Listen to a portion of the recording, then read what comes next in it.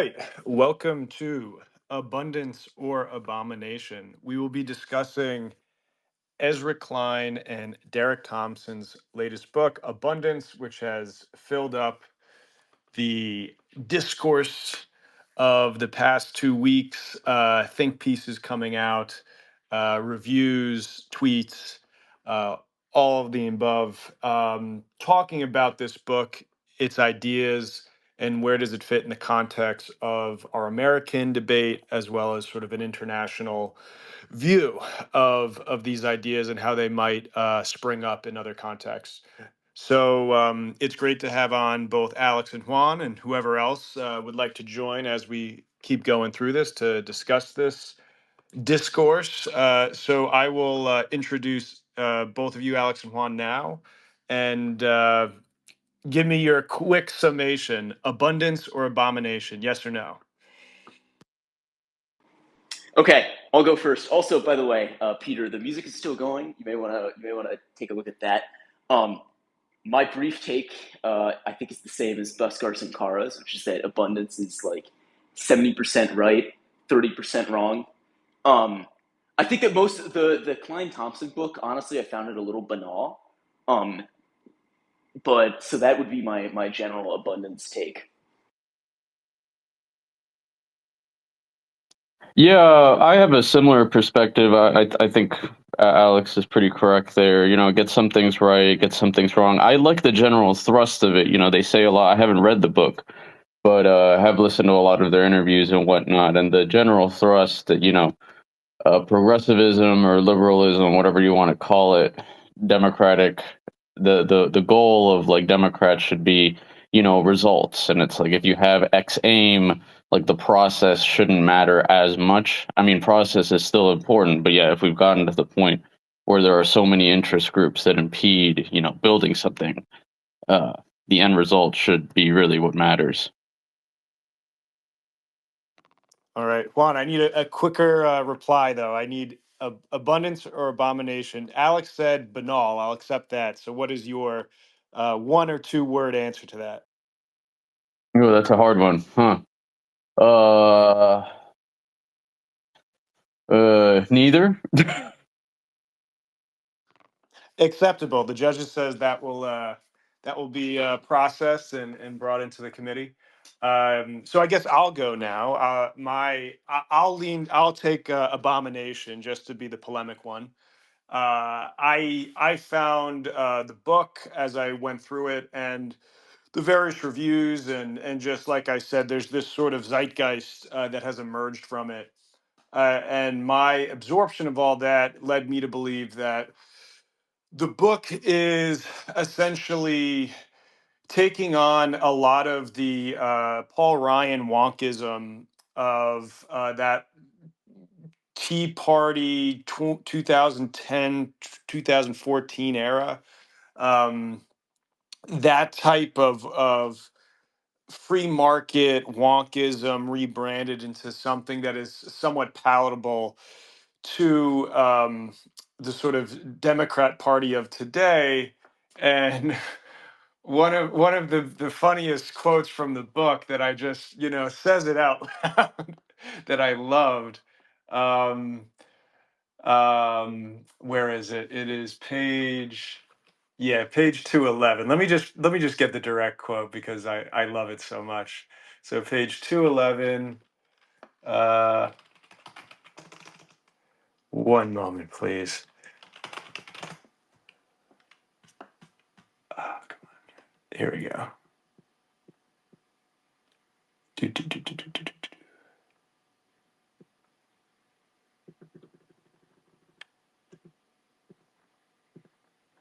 Here we go. Uh, Here's a quote directly from the book. That has left room for liberals to embrace what Republicans have abandoned, a politics of abundance. In fact, there are signs that they already are. We see it in the rise of things like the Yes in My Backyard or YIMBY movement. And then they go on, blah, blah, blah. So right there, I mean, they're saying it out loud. The abundance agenda is a group of liberals embracing what Republicans have abandoned. I see we maybe lost some speakers. One sec. All right, brought you guys back. Did you hear what I was saying there? Yeah, I heard the whole point of book distributed abundance is essentially this like third way between Donald Trump and Bernie Sanders, both of whom are excessively focused on redistributing the pie in some form, whereas what we really need is a politics that's about growing the pie. And I think that at once this is why the book's politics, when people like Eric Leibovitz, who is not a fan of me, uh, speak about abundance as a return to the New Deal.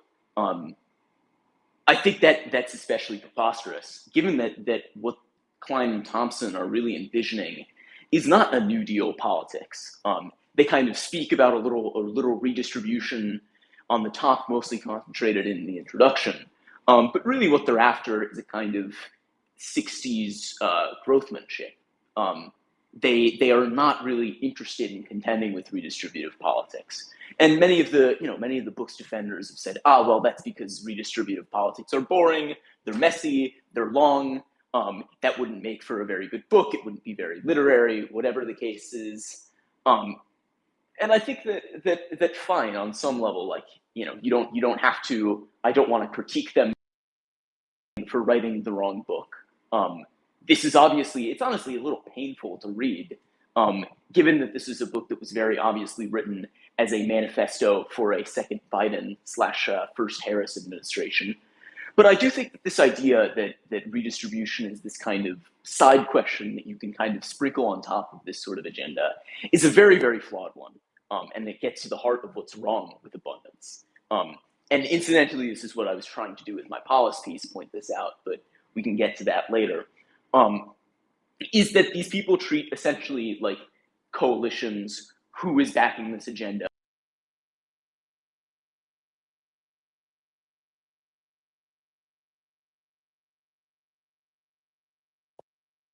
Well, Alex, I think you cut out if you're still talking.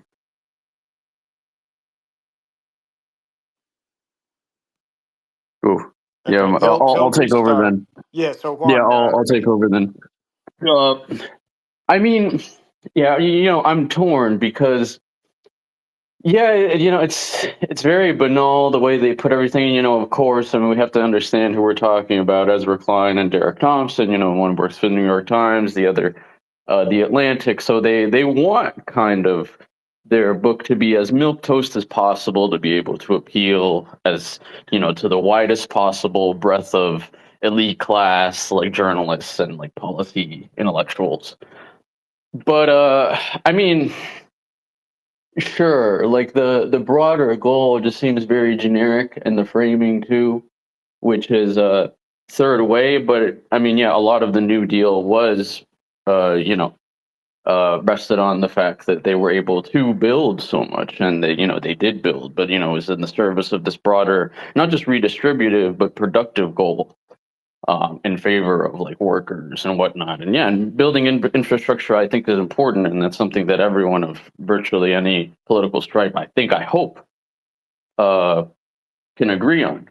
I would critique, for instance, Ezra Klein did an interview with Orrin Cass on the American Compass podcast, and Orrin kind of challenged him, asking, maybe isn't it that it's actually some of these specific progressive commitments, such as the singular focus on climate change, that kind of hampers an abundance agenda.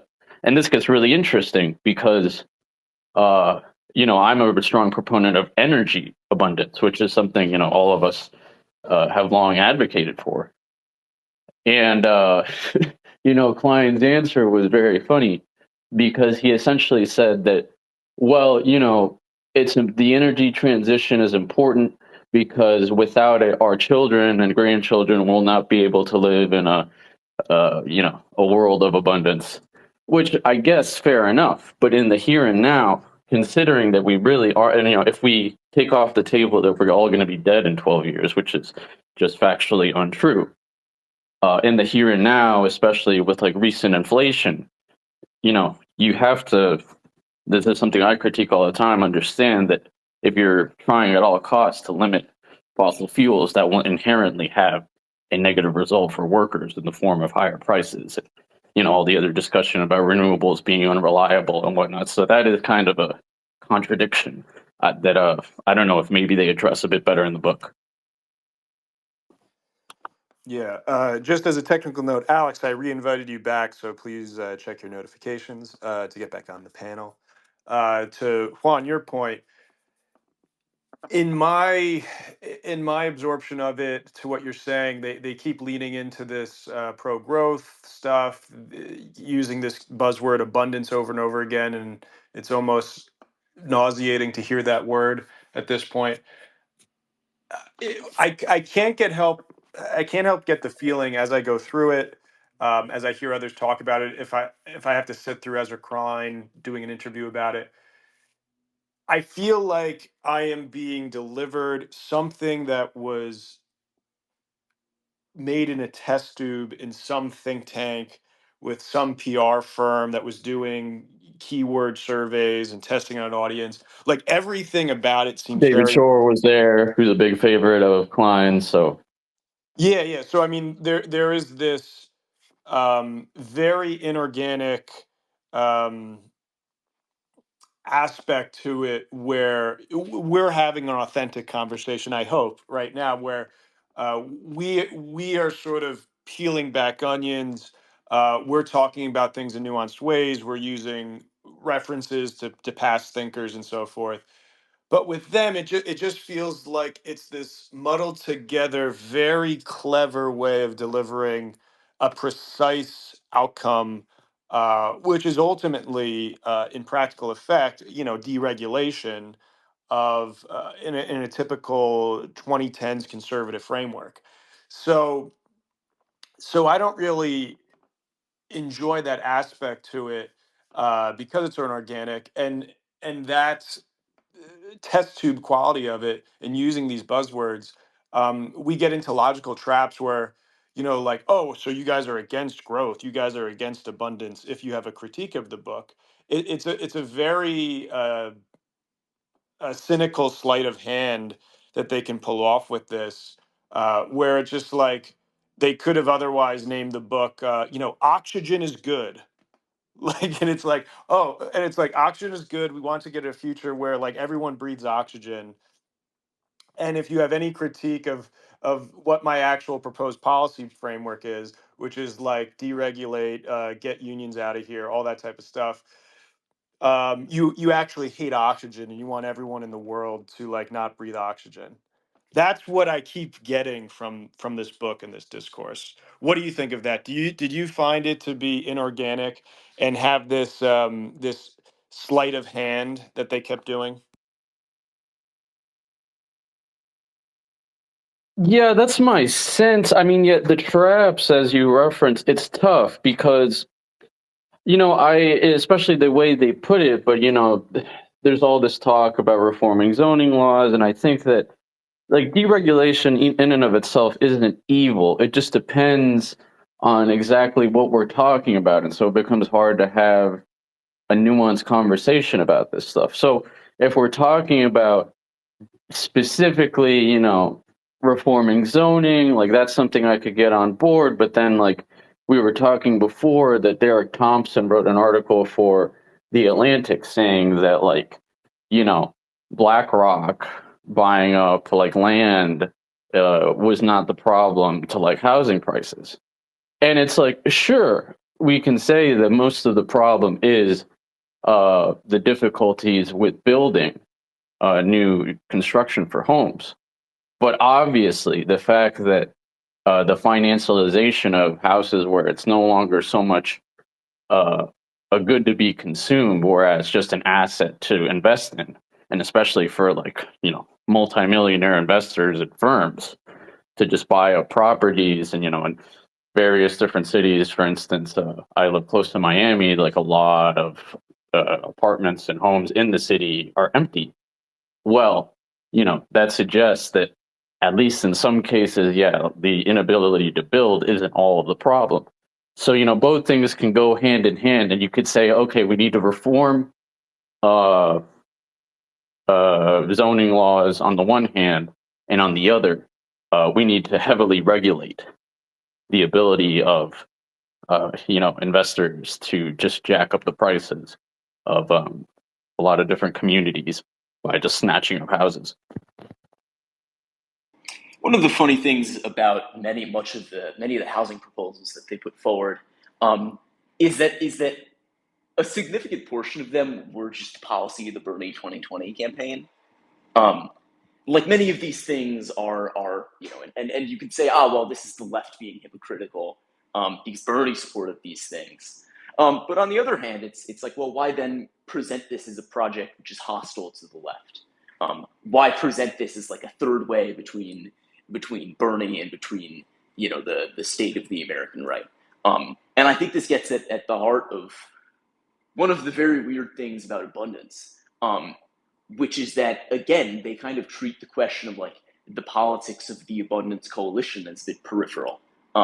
They are really, as authors and as writers and as thinkers, unwilling to make enemies. They're unwilling to say, what, I don't know, union busting is not abundance. Defaming the antitrust movement is not abundance. They are very willing to be friendly with the various Koch funded actors in this sphere, who are very clearly not in the abundance movement because they believe in loosening regulations to, I don't know, build public transit. I mean, in fact, the Koch brothers have invested a huge amount of resources in fighting efforts to build light rail, including by the very mechanisms which Klein and Thompson talk about. The environmental review in certain cities are hugely exploited by the Koch brothers to stop projects like light rail. Um, and I think that often people like Eric Leavitz, to continue picking on him, is someone who really likes to wave away the question of, well, why are the Koch brothers in this movement? What do they want from it? What's going on here? And on some level, yeah, it is true that rich people fund a lot of causes in the United States, many of which are not good for rich people. But also, to have your coalition, the people who back you, are in many ways your policy. And previous experiments again, the reason I brought up the Atari Democrats in the 80s is that this was an effort to do this very ambitious supply side liberalism. They wanted to kick labor out of the Democratic coalition. They wanted a lot of deregulatory measures, but they also wanted an ambitious industrial policy. They also wanted in the sort of mid 80s, a American equivalent of the Japanese Ministry for International Trade and Industry. But because of their unwillingness to because of their unwillingness to really contend with the matter of who is backing us, like who is our coalition, why are they interested in the kinds of things that we are proposing, they got gobbled up by the New Democrats and turned into a tax cutting movement. And essentially the Democratic Leadership Council, which was their organizing, their kind of congressional organizing framework, is now synonymous with Bill Clinton. So you really have to pay attention to these questions, and I think in a way that I think all the Abundocrats have really failed to. I think this is a good time to think about the intellectual genealogy that this comes out of, because you did reference the Koch brothers right there, Alex, as well as your article. So if anyone's listening, please go check out Alex's article in the Baffler. Good piece there to cover it. But so on that kind of Koch brothers shout out, there definitely does seem to be this this network underneath it all that is pushing things this way. And rather than on the surface, as they say, they are liberals trying to talk to liberals, make a liberal platform. This is really Thompson and Klein coming into an established conservative network, and just sort of maybe in the politics of realignment of the past 5 years, um, the Kochs and that faction of Republicans looking to consolidate the remainder of the Democrat Party for their own means. And so you go into that, Alex, in your article. There's another good article in the American Prospect by Dylan Gyach Lewis. That's the title is "The Abundance Agenda: Neoliberalism Rebrand." He goes and he describes various shades of this on the Koch issue, particularly. There's an institution called Stand Together, which is within the Koch network and was created by Charles Koch himself. It has a lot of Republican ties. There's a few other firms, largely connected to Silicon Valley as well, that are very supportive of this. Open Philanthropy, for instance, was another sort of patron of the abundance sort of movement of people talking about this. Um, who is the Facebook one of the Facebook co-founders, Dustin Moskovitz. That's it. So we start to see that rather than Klein and Thompson coming up with this great term and this genre of ideology by themselves, they are actually the sort of finish line of an incubating ideology that has been patronized by the Kochs, by Silicon Valley tech right people, with you could say shades of what we would describe as like liberal tendencies as well, especially in the social world. But yeah, you have this whole underground beneath the surface of the very palatable airport book, Brooklyn, Williamsburg coffee shop vibe that Thompson and Klein give off. And what was also like annoying me about this, I'm trying to figure out like where did the term abundance come from? Because this is like a shibboleth that almost like people you go out to a party and like you wait to drop like who's saying the abundance word, and then that's the signal that they're part of my tribe. So it's like this code word at the same time, and I'm trying to figure out like where did this originate, where did this type of idea originate, and then it hit me. It was actually with Peter Diamandis, who is the founder of the X Prize, and he wrote a book with Stephen Kotler in 2012 called Abundance: The Future is Better Than You Think. And so I said, so this is where a lot of the framework starts to come out of. And you can imagine that book is basically saying a lot of the same things. They have much more of a Silicon Valley venture capitalist, tech forward focus of it. But essentially, that's what's going on here. It's this carrying forward of a very laissez-faire tech right that has grown, and merging that with some of the traditional Republican fellow travelers like the Kochs. And so what we actually do see is rather than be a true blue organic creation of the Democrat Party, Klein and Thompson are mercenaries that were hired by this merger of the tech right and the Kochs. And so even if you look at Peter Diamandis as well, his X Prize and his business partners through the years have been, people like Elon Musk and that whole genre of folks. So that's where you see it really coming out of. And then as we kind of get back to the literal book, uh, Klein and Thompson demarcate themselves a bit, but they say here on page 15, we have many disagreements with the modern American right, but we focus in this book on the pathologies of the broad left. One reason for that is we don't see ourselves as effective messengers to the right. There are people seeking complementary reforms in that coalition, such as James Pathoukis, author of The Conservative Futurists, The Economist, Tyler Cowen, who has called for a state capacity libertarianism, and an array of policy experts organized in the Niskanen Center, and we wish them well. So here they are saying like we're just bad, like to use probably a politically incorrect reference. I remember the Vice comedian Gavin McInnes lambasting Klein as Pajama Boy like 5-10 years ago. So just because of their makeup, these people are not effective messengers to the right for surface level reasons.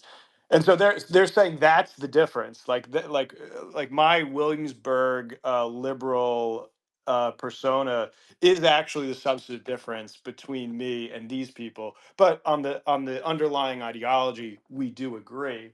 And there's another point that drives this home on page 136, where in a almost like a backhanded compliment, but nonetheless revealing, Klein and Thompson talk about how even though Musk is now part of this MAGA coalition in trying to smash the government, Musk is a quote unquote walking model of how successful government policy in like sort of shaping things goes. And so even though like they're critiquing him, they're saying the package that is Elon Musk and all his companies and everything about that has been um, exemplary of a system that they desire. So here we have a layout of the genealogy that Alex dug up himself, that others like the prospect piece I brought up, and so forth, and the calling back to the abundance of Peter Diamandis of the material genealogy leading them into this tech right, coke right sphere. They reference directly in the book that they are complementarily aligned on the ideology, but not the aesthetic, with people like Tyler Cowen and state capacity libertarianism, which Cowen has said in his own references is basically a direct derivative of Peter Thiel thinking. And then going forward, they call Elon Musk a walking model of what they would propose. So we do find like there is very little like leftism in this book, and in even authenticity to like coming out of the left. So I will stop there and let the panel discuss that genealogy of intellectual thought. I'll say something really quick and then turn the mic over to Jeff because he just accepted to be speaker. I was giving Klein and Thompson the benefit of the doubt, having not read the book. But with you reading that, Peter, no, I'm with you now. There definitely abundance is an abomination. The polls are shifting. Yeah, yeah. Jeff, I over don't to think that you if Jeff you're there. has. Sorry, I don't think that Jeff has speaker status. No, I do. I do Okay, now. excellent. Yeah. Still says listener on my end. Excuse me. Alex, stop being in a scarcity mindset. We have an abundance of speaker Yeah, slots. It's there's kind of a delay. It lags a bit. So I did read the book and wrote about it a bit on Substack last week. And I suppose one thing that I'm interested in is its genesis, because it seems to me it clearly comes at, it's if it had been published as perhaps its authors expected it to be under a Harris presidency, then it's interesting to think about, like, to what extent it would be a different proposition, right? I mean, the way it's being sold now is as a manifesto for sort of reviving the fortunes of the party, through what I think is, I don't know, my current outlook is like, um, both parties are really just kind of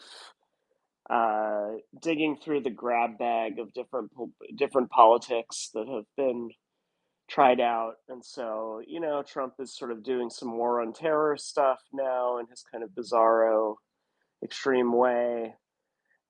He's also doing some kind of Paul Ryan stuff again in his kind of bizarro, extreme way.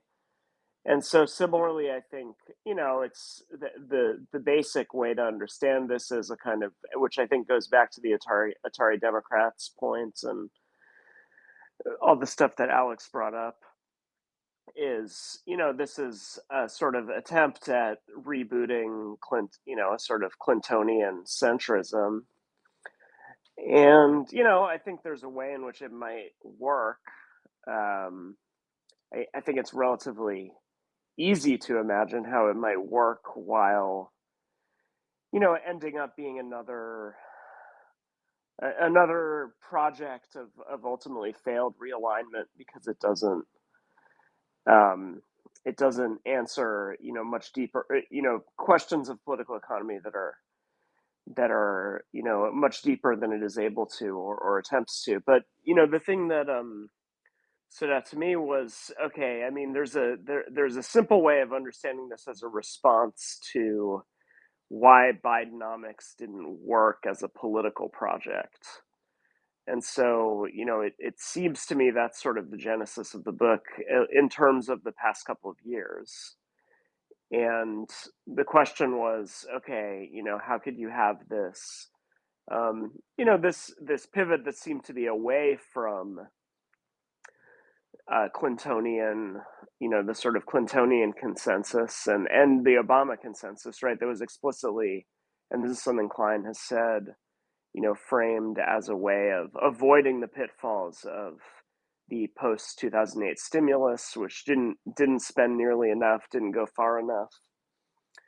And so, there's a way that the project seems like it's sort of saying, okay, well, Biden tried to avoid the thing that, of kind of excessive caution, which I think was sort of interpreted as Obama's still being too much in the camp of sort of Clintonian triangulation and Clintonian kind of, compromise with Reaganite small government thinking. And so then the question is, okay, how do you avoid this while you go big? And so Biden does that, and then it fails as a political project. So then the question is how you make something like that, or something equivalently ambitious, work as a political enterprise. And then, I mean, the other level on which it's failing is, the Klein's favorite example being the California high-speed rail, and this sort of, clear problem of blue state, sort of major blue state governance, just kind of being unable to deliver basic goods, and thus leading to a loss of population, which then is going to produce further political failure through reapportionment as as Texas and Florida get bigger and California and New York get smaller. So, I guess that's this is all pretty basic, but that's my sort of simple explanation of where this is coming from. And, interestingly, the answer, as I think has been hinted at, ends up being a sort of, I suppose, a kind of another return to, aspects of the Clintonian consensus, right? That, well, so I think what's kind of ironic here is like that there's a way this is tied to this sort of Biden era project of, how do we leave behind the sort of excessive caution of the Clintonian party consensus, and do big ambitious things again, and marshal the resources of the state to do those things, and then the diagnosis of where that went wrong becomes, well, we need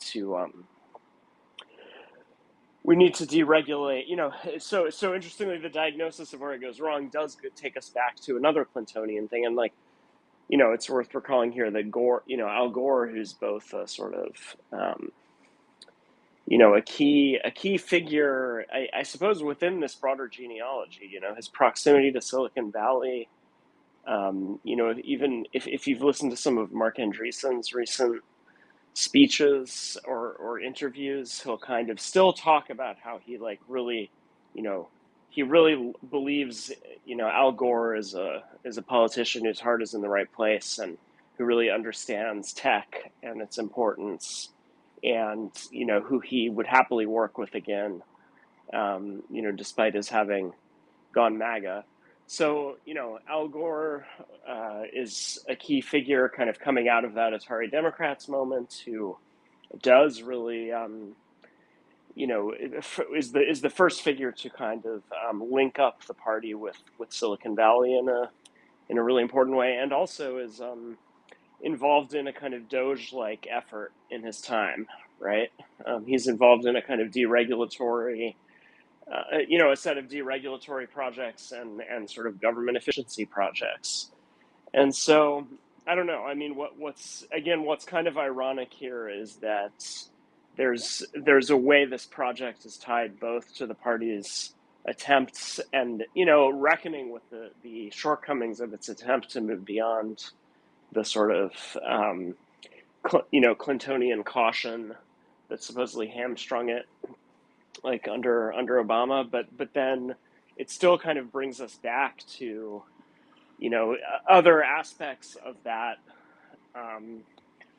sort of basic 90s agenda. And that there's just a lot of this that isn't particularly far from what someone like Gore and people around him were saying and doing in the 90s. So to me it's just, and I guess I'll close off these comments, but the thing that's interesting to me here is just that I think there is this kind of interesting that it's this kind of futurist project, but in a way, like sort of Muskian futurism, it's ultimately this extremely kind of derivative, and it's really just a kind of remix of these themes that have really been have sort of waxed and waned in the discourse for the entirety of our sort of political era. So I don't know. I guess that's roughly how I see it.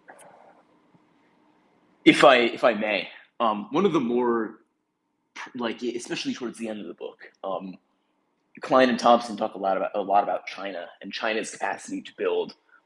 Many of the abundance people like pointing to the fact lately that China rebuilt a bridge roughly equivalent to the Francis Key Scott Bridge that collapsed in Baltimore.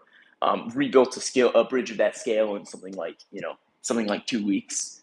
And on some level, there are some points to be made there in terms of the permitting process in China that's clearly a lot swifter. Josh Shapiro's rebuilding of that bridge that collapsed in Pennsylvania was very swift for reasons that can be very clearly chalked up to the suspension of various regulations. But the big thing that they miss when they talk about China is that there was a CSIS report from 2022 that estimated that threw out a low end estimate of how much China spends on industrial policy every year.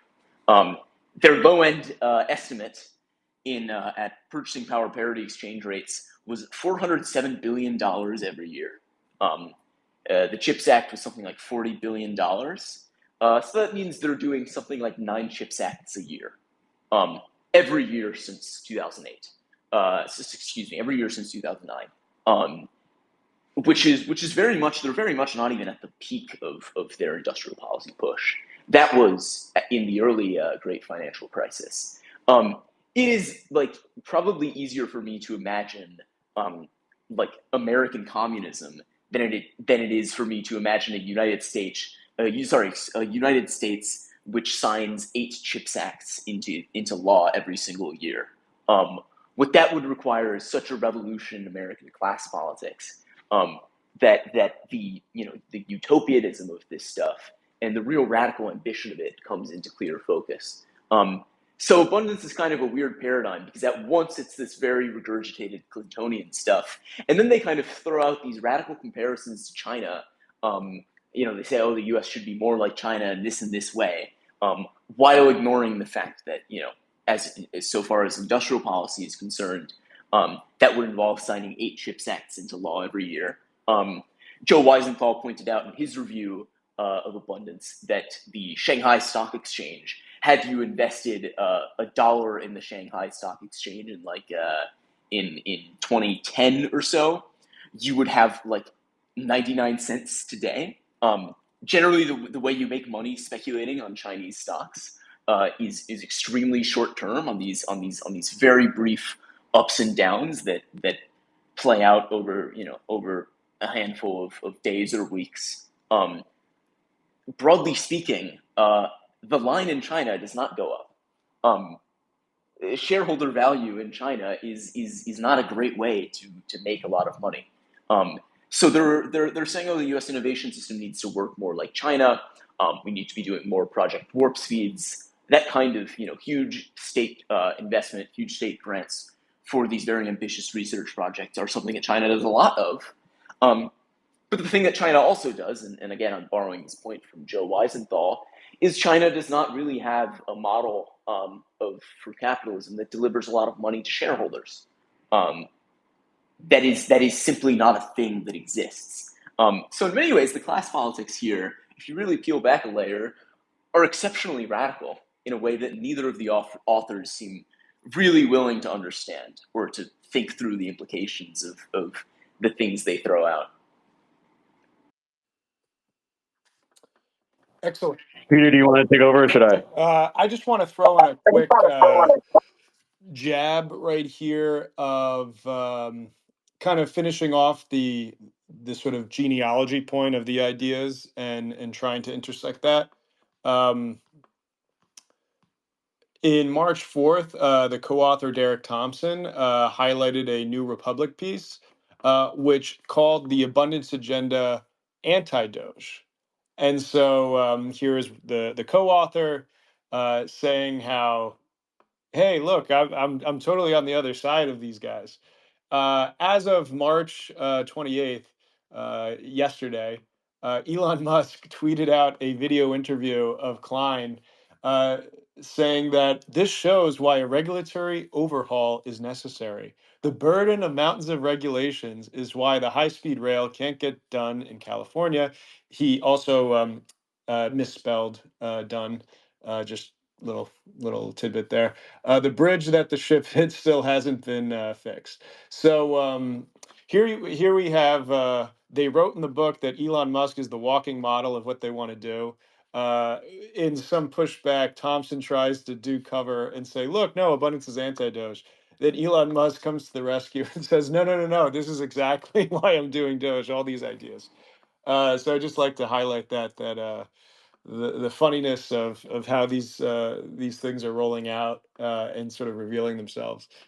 Um, yeah, so I also shared Joe's essay that Alex was referencing that talked about the China point as well, and I think on one of the interesting things that Joe got to was that problem of doing perpetual everywhere all at once warp speeds for everything, and that is that our sort of financial structure does not allow that to be the case, whereas China has a financial structure that can enable that. And so at some point, the financing will sort of crumble unless we do radically shift that.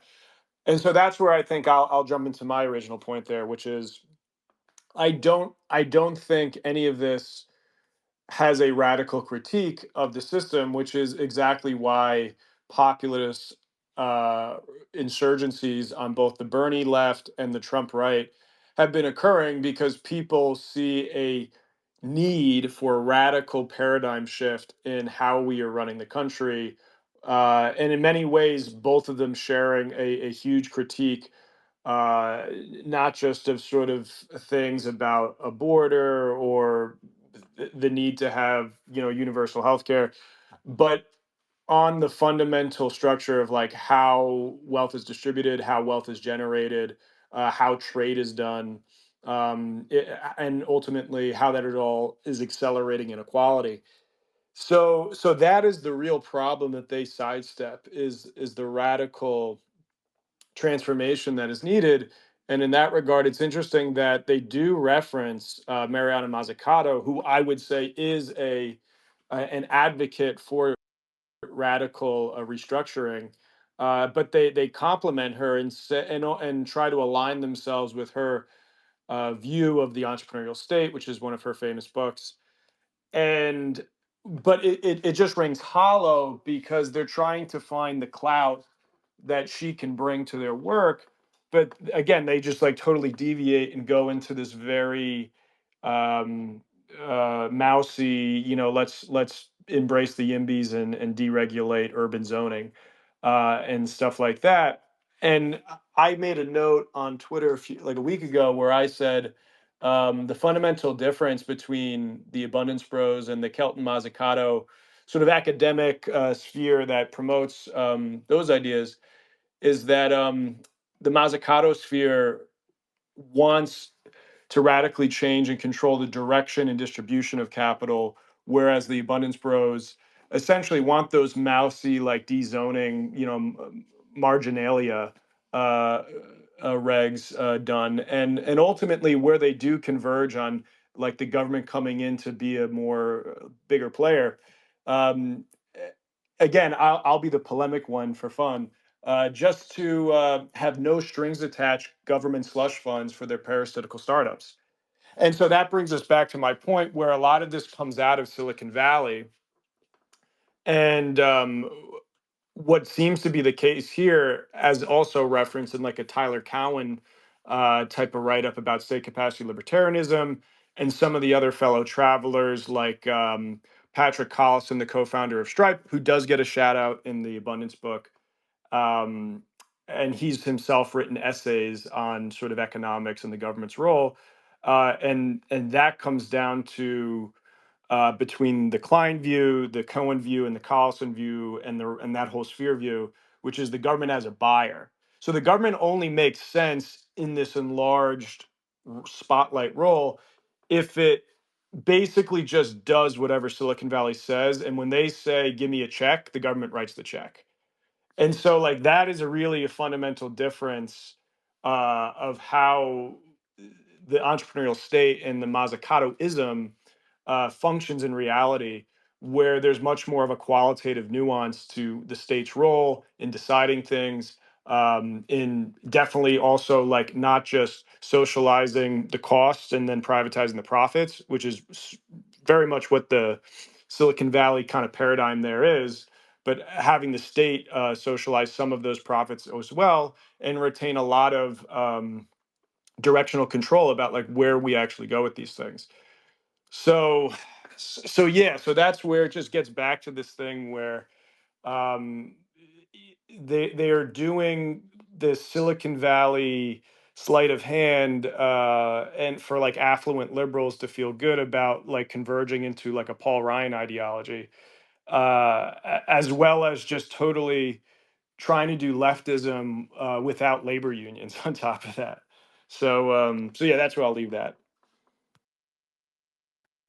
I think it should also be said that, I mean, I also just find it incredibly suspicious how they, and I mean, yeah, I guess it's understandable. Like we said, they're trying to appeal to as broad of a affluent, liberal audience as they can, especially in elite media. But as terrible as like some of the blue state issues are, and I wouldn't deny that there's overlap, it's not entirely clear that much of what they talk about really is what has set Democrats back nationally. And so, like, I mean, the key issue here I would say is like immigration.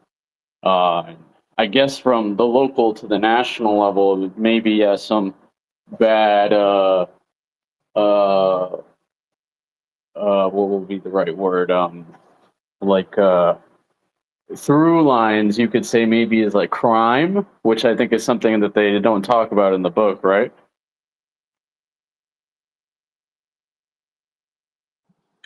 Yeah, I would say the emphasis on like in terms of the blue state exodus, the focus is really on the housing costs aspect of it. Um, I suppose more broadly, the idea that, people are paying high state and local taxes, but, things don't really work well.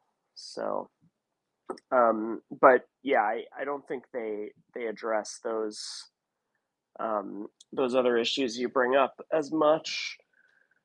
One, I mean, I think they're, yeah, it's peculiar. I was thinking about another figure who's kind of forgotten now, but I was thinking about Michael Bloomberg, and I think he's kind of an interesting figure who we might consider part of this sort of genealogy. And I think about him because even though I sort of never had a great fondness for him at the time, like in retrospect, he actually, especially because after having lived through De Blasio and Adams, who were both just so awful in different ways. But I sort of actually often feel semi nostalgic for the Bloomberg era in New York City. And, I think part of that could be that he was somebody who, I mean, more than anybody, more than any other recent mayor, he, made some sort of positive transformation. I mean, I think people like myself were mostly kind of disgruntled at the endless popping up of more, stupid luxury towers that'll, mostly sit empty and, be condos where, sort of foreign buyers are, like owning them as investments through shell companies. But nonetheless, there were sort of things he did that, positively sort of transformed the landscape of the city, at least in some ways. And so he is somebody I think you could point to as a maybe one of the more successful exemplars of this approach, but they don't reference his reign in the book as far as I can recall. But the interesting thing about him is, like, I was thinking back to there was these discussions of Robert Moses, and we published a piece by Ross Barkin at Compact about partly about that and the sort of crisis of progressive urbanism. And what's interesting is, like, I can't remember the guy's name, but there was a sort of Robert Moses figure in the Bloomberg administration who oversaw, and he did some interesting things, like Hudson Yards, which for people who haven't seen it, is this kind of bizarre luxury development, very dystopian in many ways. Was somehow like the permitting for it, that they were able to use to ram it through, was some kind of like redevelopment zone, sort of zoning, zoning regulation, sort of relaxation that was supposed to apply to like lower income areas, and they somehow like drew this bizarre map where they could include that in Harlem somehow. It's something very strange. But the point is, they sort of figured out how to actually build shit. Okay, most of it is kind of ugly and stupid, but they actually figured out how to build shit and undertake ambitious projects regardless of the merit of those projects. I think at least a few of them were meritorious. But the thing that's interesting to me here is, like, if you compare that to Robert Moses, which he's sort of often been remembered through this critique of him in Kara's The Power Broker, which emphasizes the sort of exclusionary aspects, racially exclusionary aspects of some of his projects. But the reality is that, if you live in the New York area, you sort of interact with the things that he built on a regular basis, because most of them were built for the masses, right?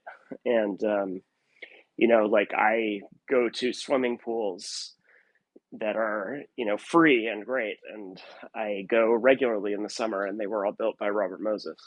So like there is something that I think this has to do with, with both political representation and more specifically with like the Democratic Party's political coalition, where,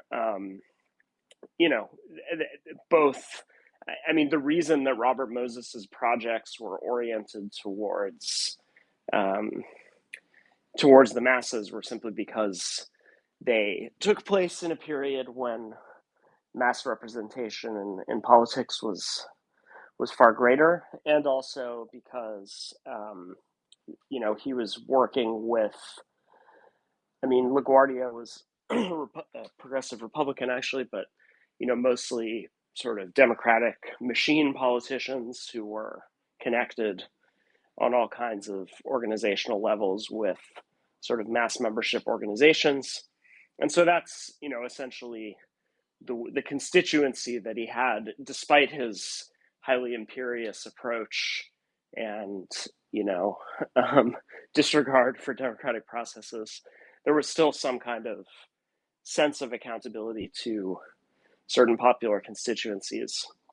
And so when you look at what Bloomberg achieved, I think you get a more realistic picture of what I'd say, given the realities of the current Democratic coalition, as well as the way people are represented in politics, the realities of what an abundance agenda, if executed, might look like, which, I think you can argue Bloomberg was a relatively effective sort of implementer of this kind of an approach, who managed to get things built. And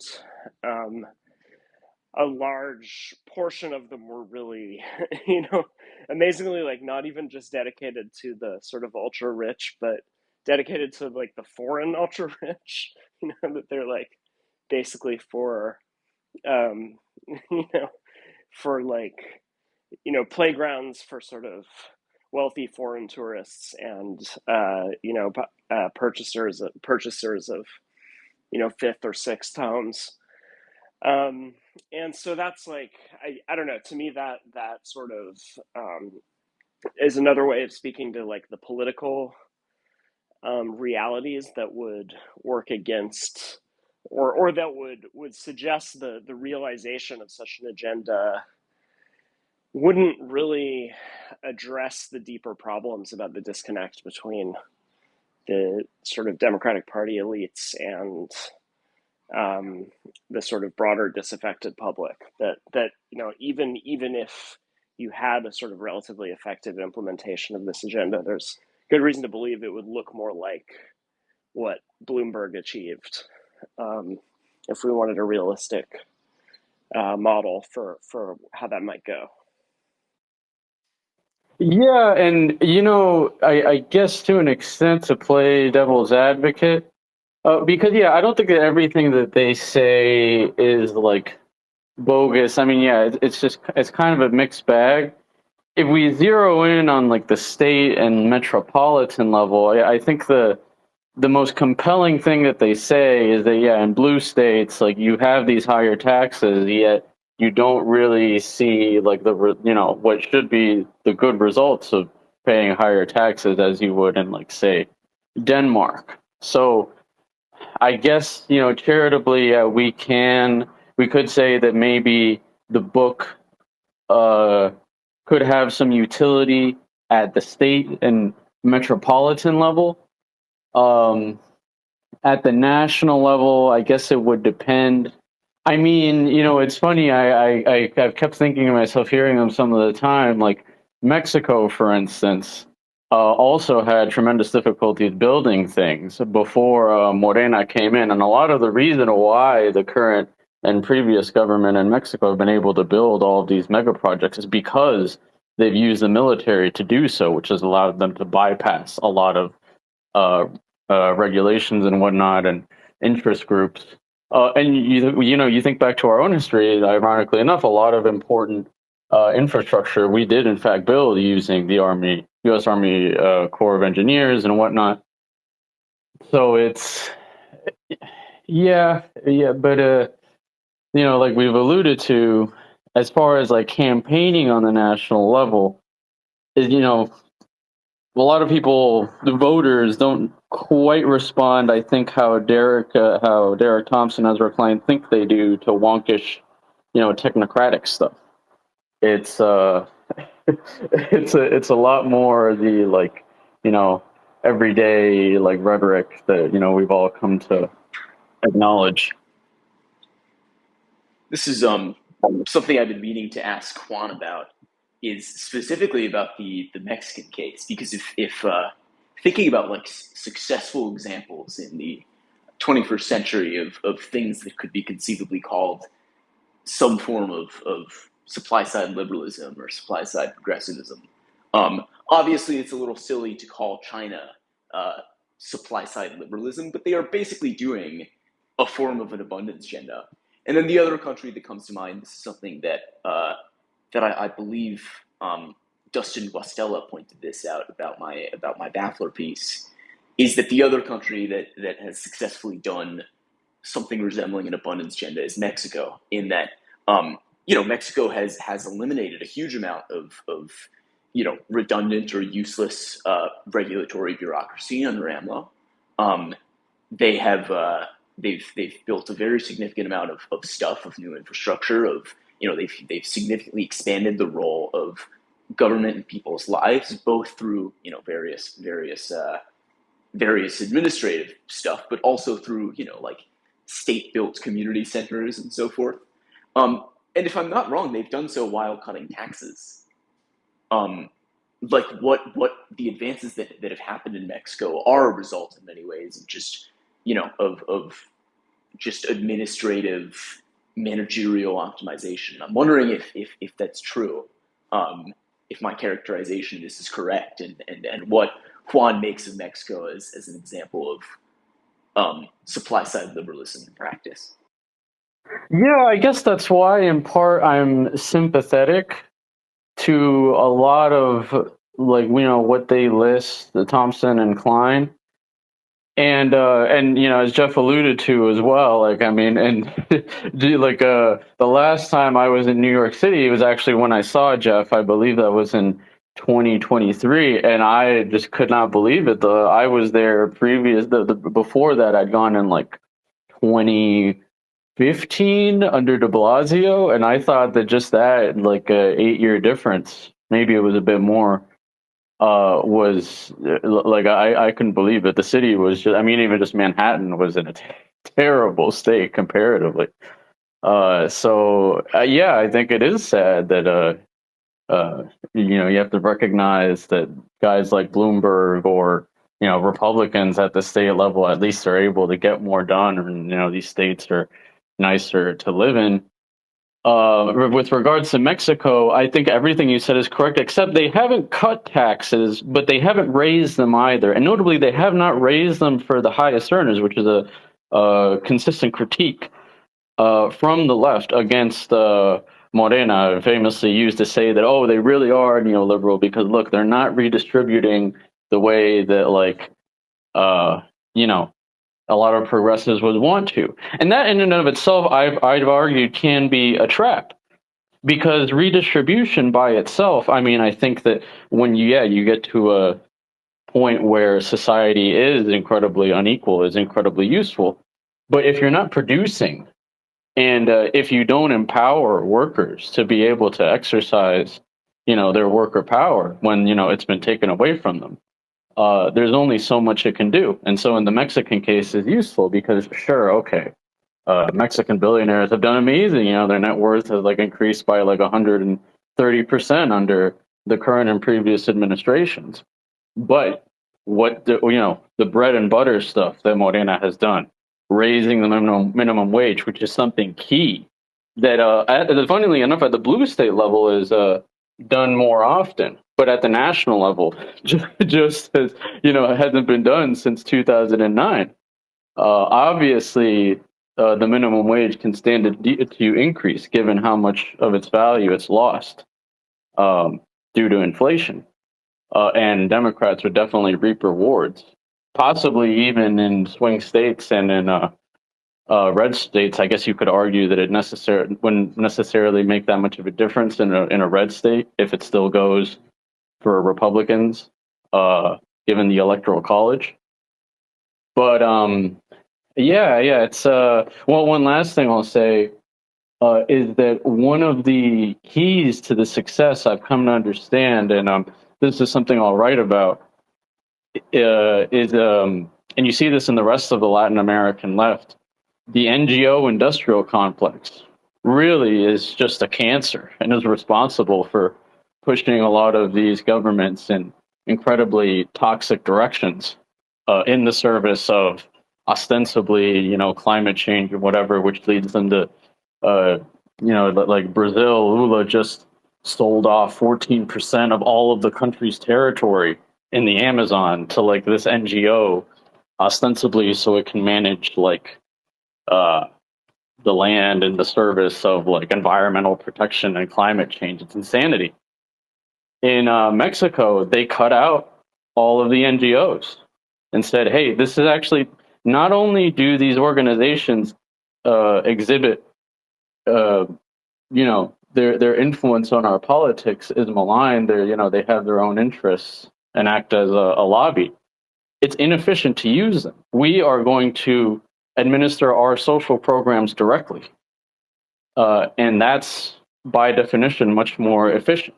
And this is something I've said with Doge too. I mean, if you look at it, the federal workforce is more or less stagnant since like the 1990s, and it's because so much of it has been outsourced. And hasn't touched any of that, privatized, subcontracted aspects of the government. All these government contractors and whatnot. There's a case that it would be more efficient if the government actually administered a lot of stuff itself, and especially in the NGO sector. And that's something that Doge is, really won't touch for the most part.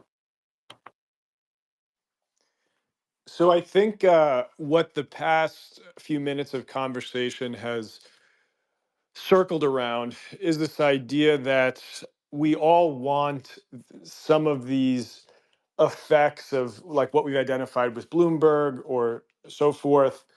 Things seem to be running right, things seem to be custodianed well, and that the goals of Klein and Thompson are not exactly opposing anybody in a real sense, because everybody wants more stuff, everybody wants to be richer, everybody wants more innovation, more houses, to the government to champion big projects like high speed rail and so forth.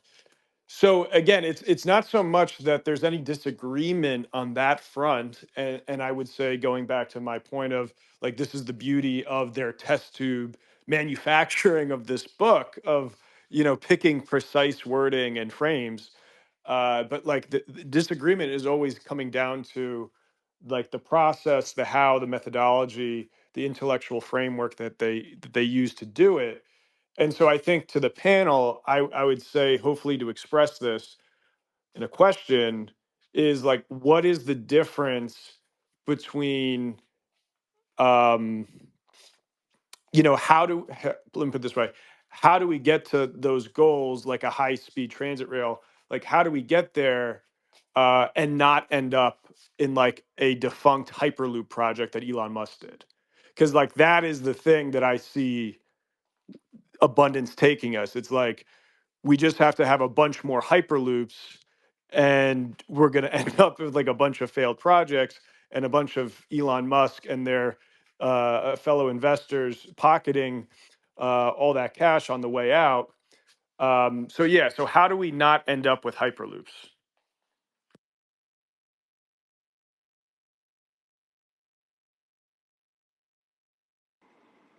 One of the funnier points in the book, and I'm not sure how to connect this to a broader critique, um, but I laughed when I read it.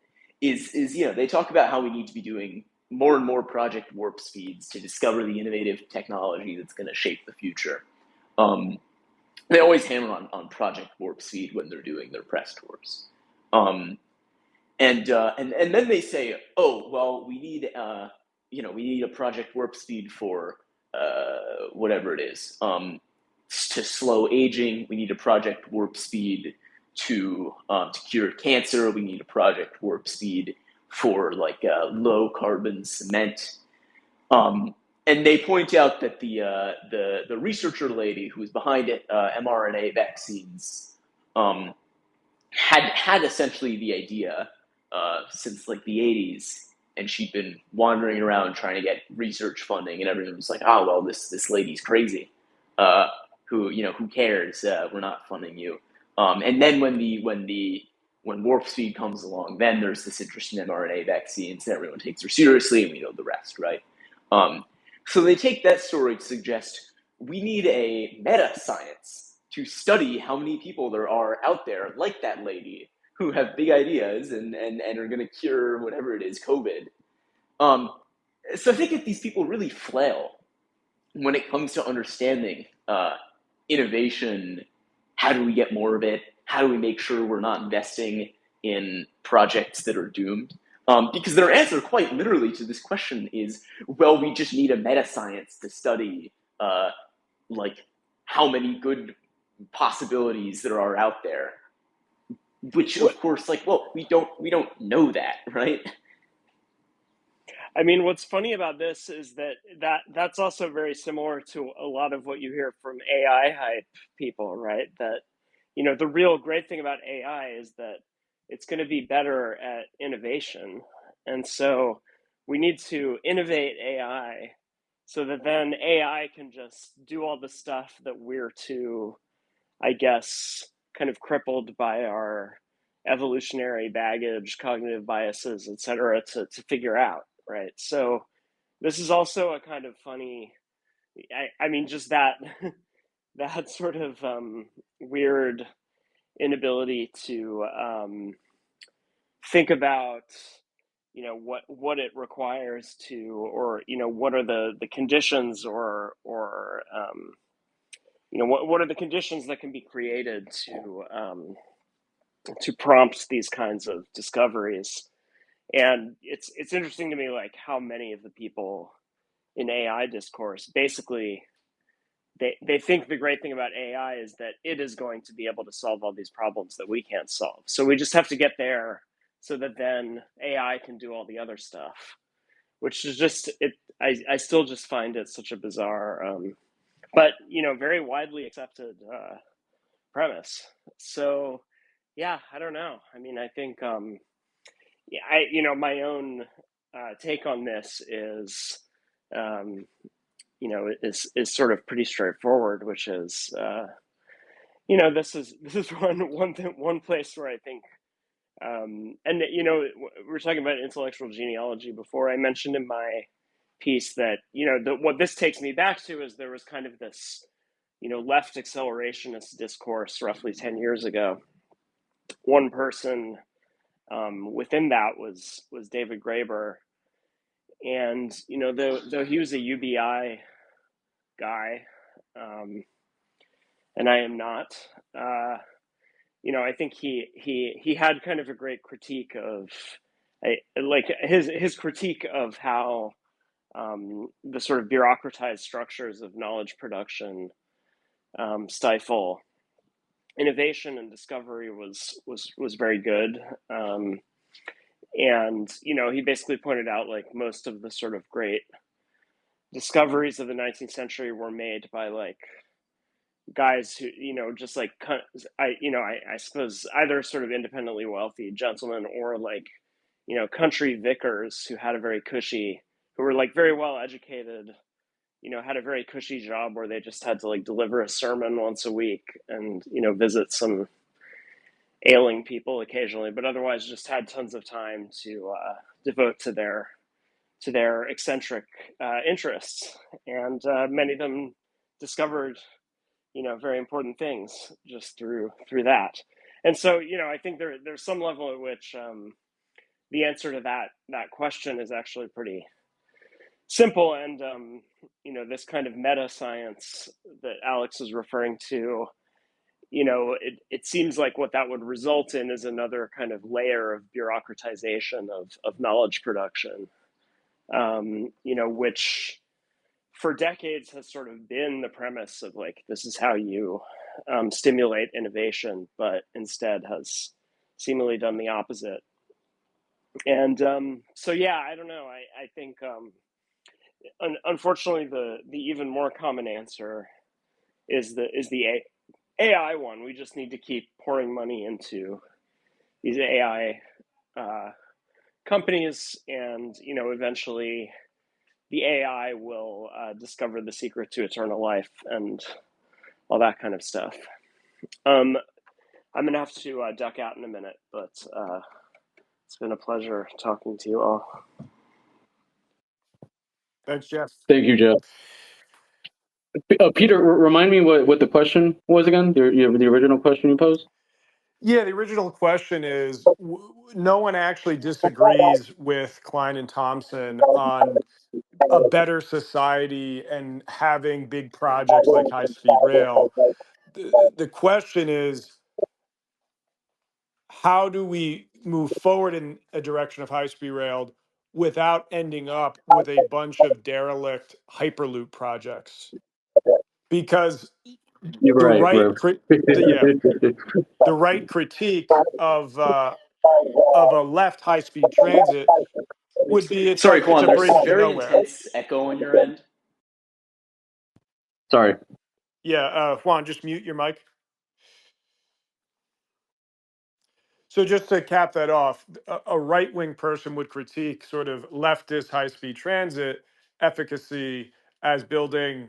I'm mixing up analogies, but building bridges to nowhere.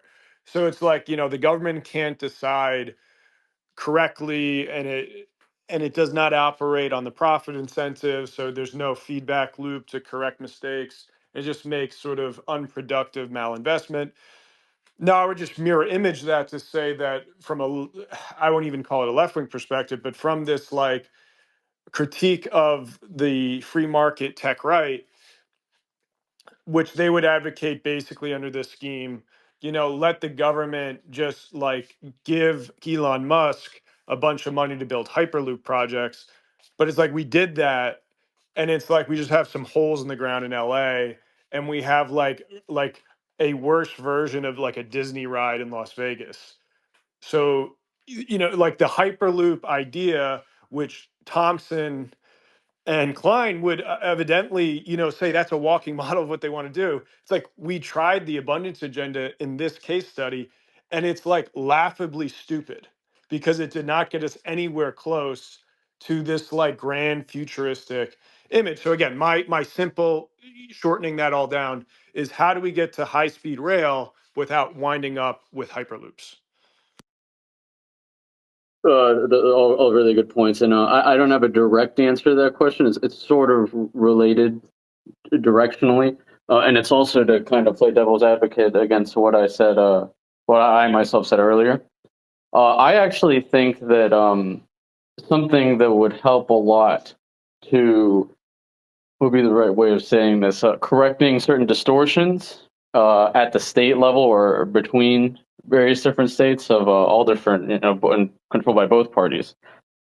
Honestly, I think we should I should either be a fixed state income tax, or states have no income tax at all and can't impose one, because this leads to just arbitrage among the various different states. I mean, I live in Florida, and DeSantis like says, "Oh, we have a balanced budget, and actually we cut taxes, and the surplus went up." Well, yeah, obviously because because a ton of people are moving here. That's not really, and so they say that this is why Reaganism works. Yeah, sure, here, and then Kansas being the famous example, it's a disaster, and a handful of other red states as well.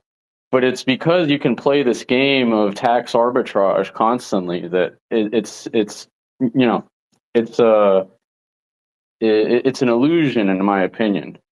And I mean, there would be other questions. I mean, if you just eliminated uh, the state income tax for all 50 states, the government would have to presumably provide more grants and whatever.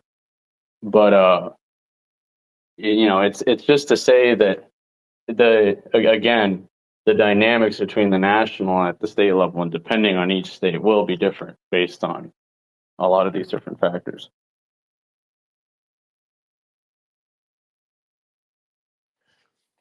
Yeah, and I guess my own self answer to my question would be, and I would be jiving off a little bit of what Jeff was trying to get at, is that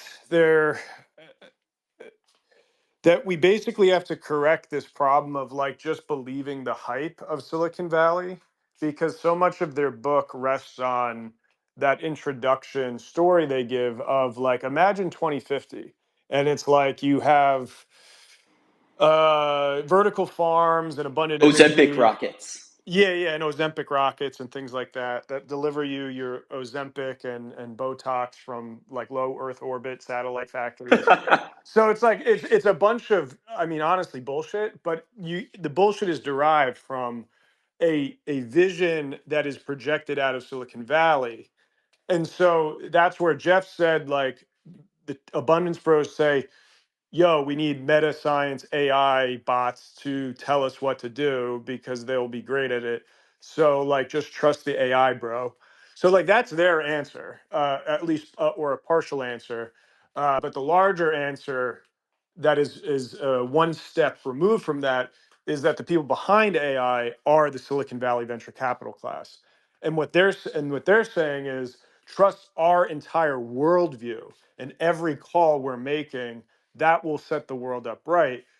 But at the same time, like while we're saying that, really make sure to keep throwing us money and like I need a way to exit in 5 to 10 years to like clear my fund and get to the next round and all that type of stuff.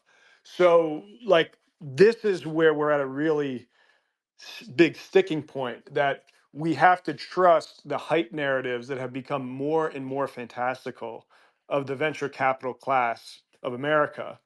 And it seems like what's actually happened is they are converging more and more to Theranos than they are to like a Robert Moses.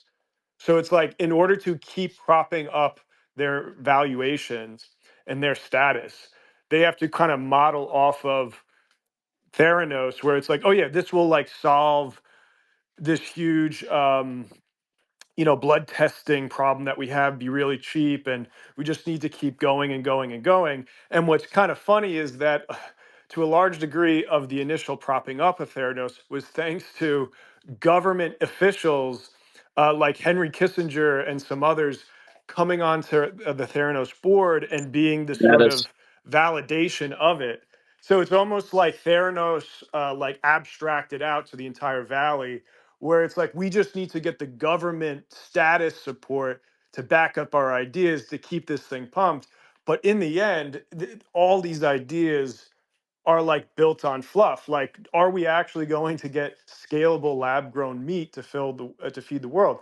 Or even more in the news lately is like, can we actually get scalable vertical farming to like really substitute traditional farming? And like one of the biggest vertical farms that like really championed that whole sector went bankrupt. And so like in the past like 2 years.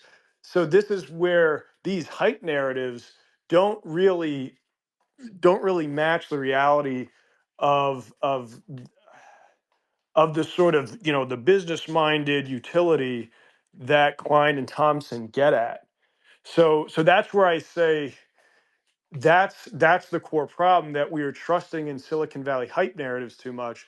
And if I could go one big step back from my like theory of everything on that, it probably comes back down to growing inequality, and that's why a Robert Moses or an era of that sort of success at doing big projects and making it more egalitarian, sort of spread the wealth, build commons, all that type of stuff, was because we had a more equal society in some sense, where there was more equal political representation. You could think of this like more significant coalitions, like let's say Tammany Hall, for instance, or more power that unions had in sort of really putting their muscle forward, and a more sort of equal distribution of resources and wealth. But today we have such a much worse time with inequality, that whether it be oligarchs that can sort of outrun people on funding political campaigns, or like buy media platforms, whether it's social media or traditional media, or sort of keep funding these sort of businesses that are built entirely on hype, and sort of directing that into what we do, or even just like all the think tank networks that we talked about at the front of the talk. This growing inequality actually reduces the ability for the general public to actually provide uh, that sort of knowledge of the crowd and consensus forming and sort of error correction. And so that is probably my conclusion here of like why this vision will not work, and how we actually get to a vision that could work, which is ultimately we have to reduce inequality, and that actually comes back to the crux of a left and a right populist agenda, which is, a real critique of the power of our oligarchs today, wielding it over the masses.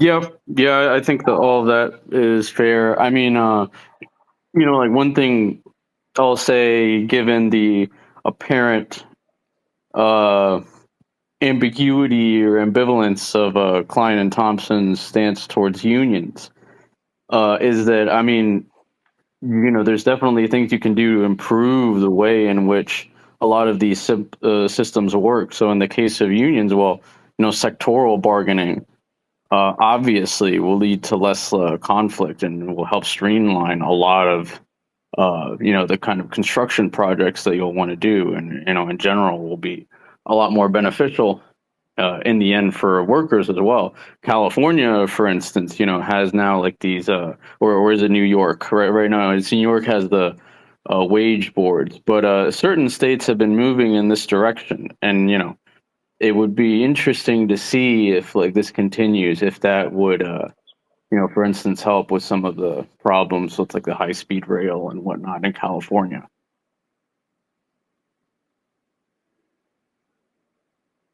Alex, if you have anything to say on that, please shoot. If not, I invited Ian up. He requested to speak from the audience. And if anyone else wants to jump up and request to speak, feel free.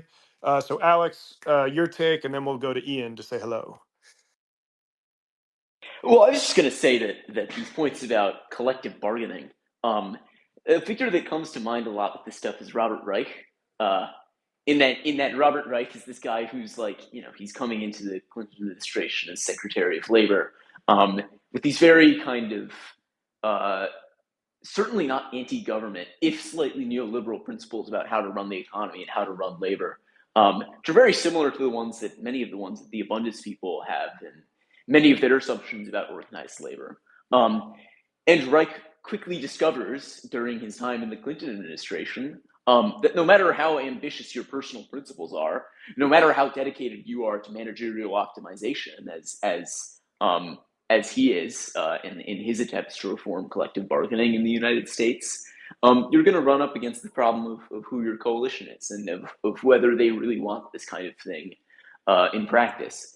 So this is, again, I think this is the fundamental problem with abundism in many ways, is that these people just have, these people have this pure agenda of managerial optimization with really no idea of, well, how do we prevent the people who are currently backing us, being the Kochs, being the tech right, from undermining us on every step of the way, on the stuff that they don't agree with us on.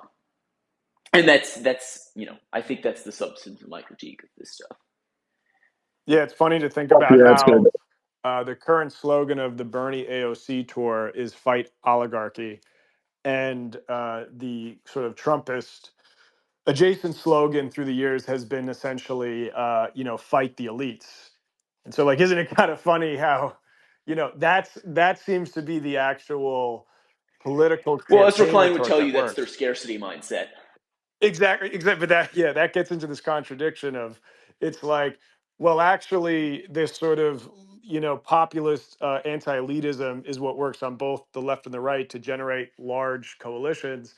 And then they reply, oh, well, that's, yeah, like we can't do that. And then you get back to, well, then you can't build a large political coalition that's popular. So it's a funny circle that they keep going in there. Abundance for whom at the end of the day? Exactly.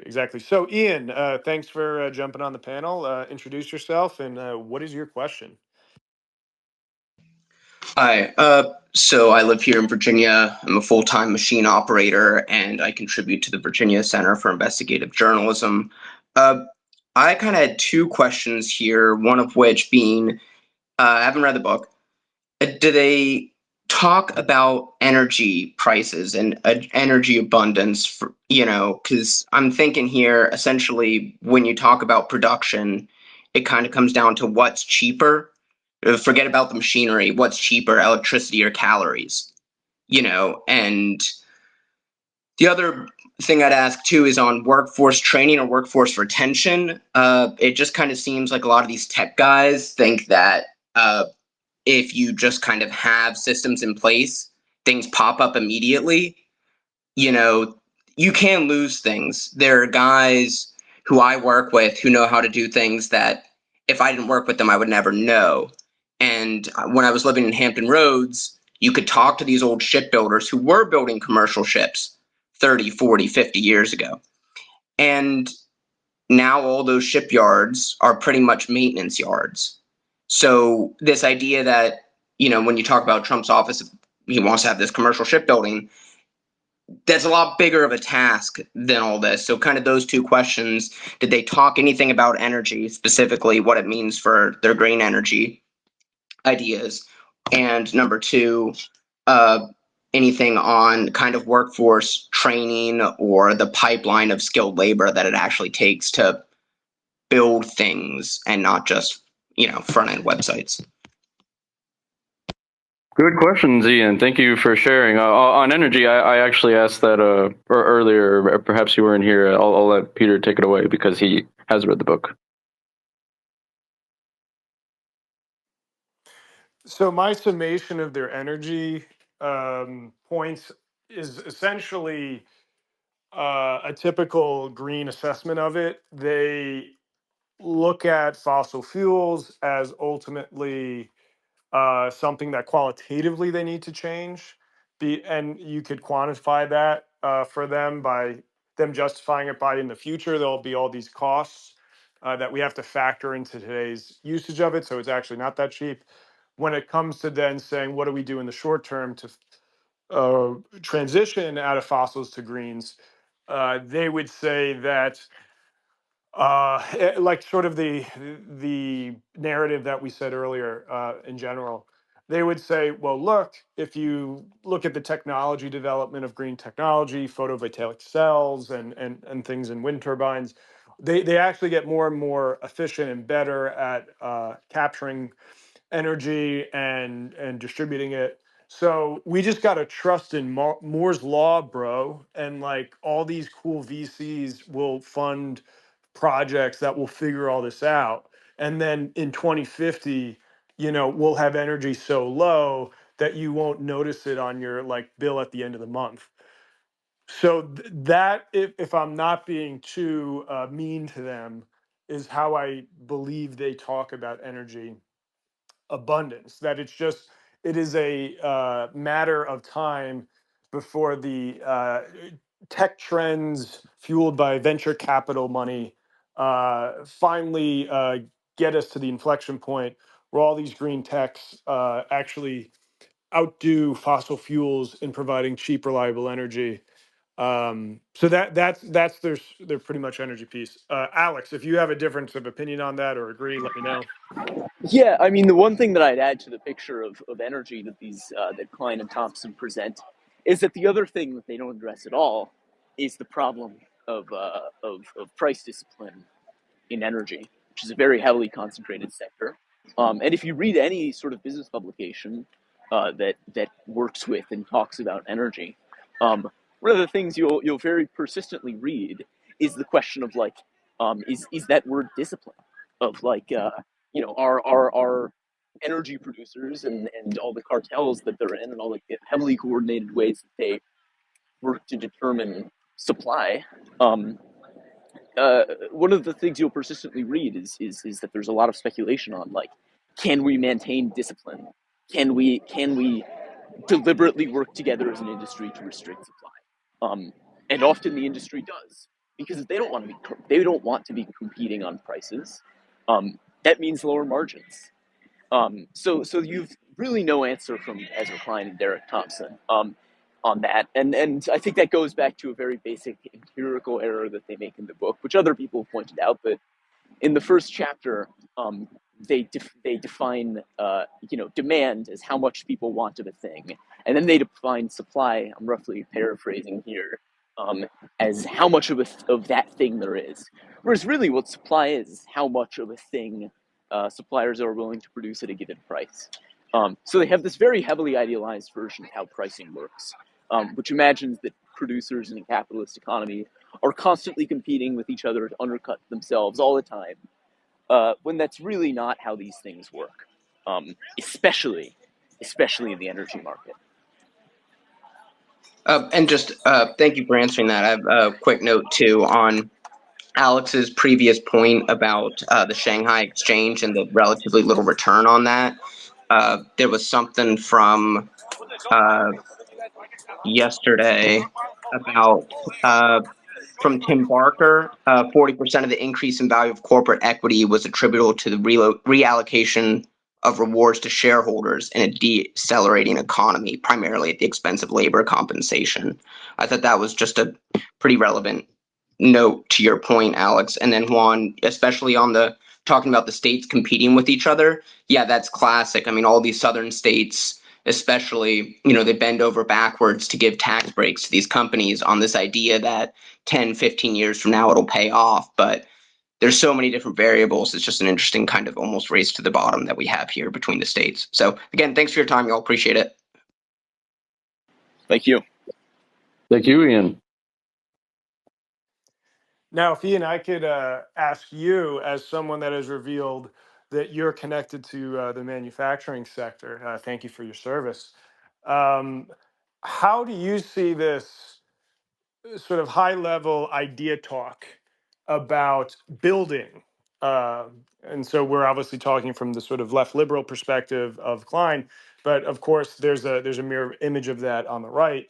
So how do you see this discourse of ideas on building, bringing manufacturing back, with your lived experience of being in the manufacturing space and seeing, up close problems, like you said, the shipyards aren't there anymore, and that legacy knowledge, that institutional knowledge, that community knowledge has disappeared, and there's no plan to kind of build that back. Yeah, I would say the manufacturing I'm in is commercial printing, so that's, take it with a heavy grain of salt. But I think really about the machines and the startup cost. I think there's so many people who they look at manufacturing as this kind of, that it's a sort of, it's a river. And if you just put the water at the top of the mountain, it's going to flow down, it's going to work. But I think that's just so naive. And I think there's a huge underappreciation in the skills and how they're transferred and how important, certain people are in certain points of manufacturing. I do think that so much of the talk, both on the left and the right, around manufacturing is idealistic and a little bit disconnected. I think about a lot of those kind of tech reindustrializers, and I think they have a lot of romanticism, and it's kind of the foreman's perspective. And I don't know. I think that there's a lot of romanticism, and I understand the idea of tariffs, but it's also complicated. I mean, I don't know. I wouldn't say I'm anywhere near an expert on that, but on the shipyards, I think that's a great example where the U.S. wants to get back into commercial shipbuilding. But if you want to get back into commercial shipbuilding, Virginia had the highest number, pure number and percent of people working in shipyards at one point. I was reading some old military reviews from the early 2000s when the Navy first started to kind of talk about its loss of commercial shipbuilding. And, these Hampton Roads yards just could not compete. And there's this big argument between kind of Brookings and, if I remember correctly, it's the usual guys who are always Cato.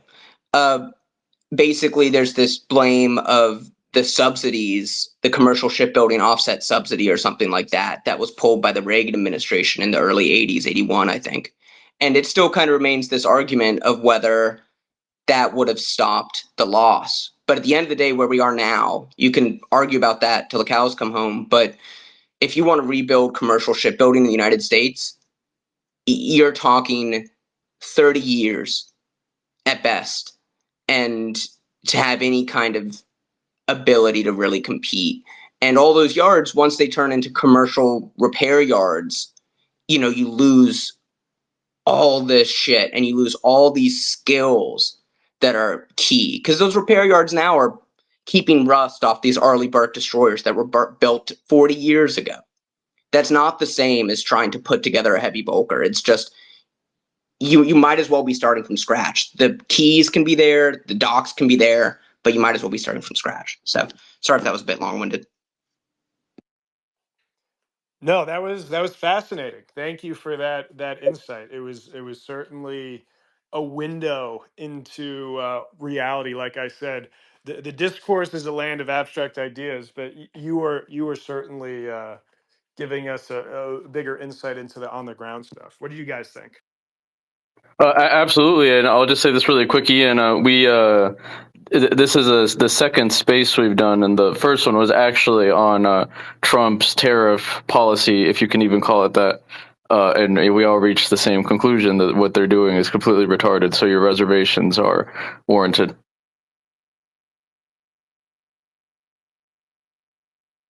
Yeah, and it's interesting because, you talk with the coworkers, and I think a good example is like I've kind of noticed this resurgence of kind of a, you know, towards the beginning of the Trump, I work with a bunch of felons, and a decent amount of the journeymen are felons, so they can't vote.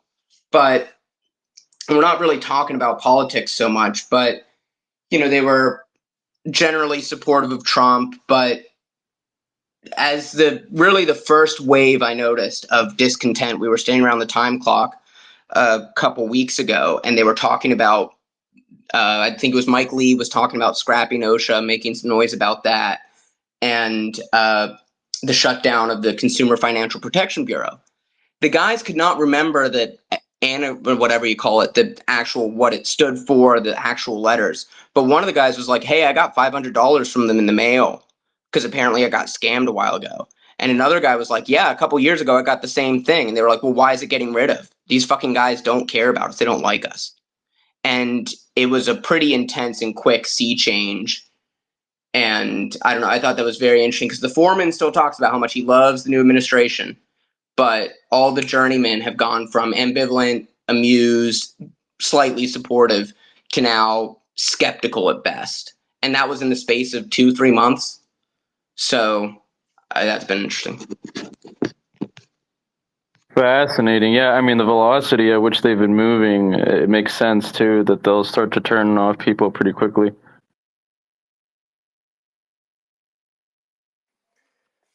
Yeah, that's a fascinating antidote to illuminate what's happening, how people are reacting, especially as we transitioned out of the rhetoric of the campaign and into these policies, which also a lot of people, I don't think this is what was focused on during the campaign. Obviously, getting rid of these institutions, doing tariffs in the way that they are, and the sort of haphazard way they're going about sort of this reshoring and reindustrialization. So Ian, thank you for jumping on. Feel free to, if we do more of these spaces, come back, and if you write, please comment on these tweets below, your links and all that. If you have any essays, or if you don't, I encourage you to write it up, because the foreman versus the worker is a great sort of starting point that you could go on to illuminate some of these things. So thank you for your perspective. Absolutely. And I see all of us followed you, so there you go. One of the more, persistent critiques of the abundance people, Justin Vassallo was saying this at Compact in January, is that these people really have no answer of what to do about the skilled trades shortage, and about the lack of institutional, just about the lack of institutional knowledge, on manufacturing. And I say this as like a PMC, woke college student. So I maybe, I certainly say this as an outsider to all of these systems. But I think it's a great critique because it gets at the heart of just how disconnected these people are. Um, and I've always been kind of skeptical of the idea that your politicians need to be of a specific identity or a specific background, to fully understand certain systems. But clearly, abundance is this vision that's meant, mostly to usher in. Ezra Klein once said that he thinks of Mark Andreessen as his sparring partner. I think that this is a book, and other people have observed this. It's really about bringing, it's really about responding to the tech lash. So, and bringing tech back into the fold of the Democratic coalition.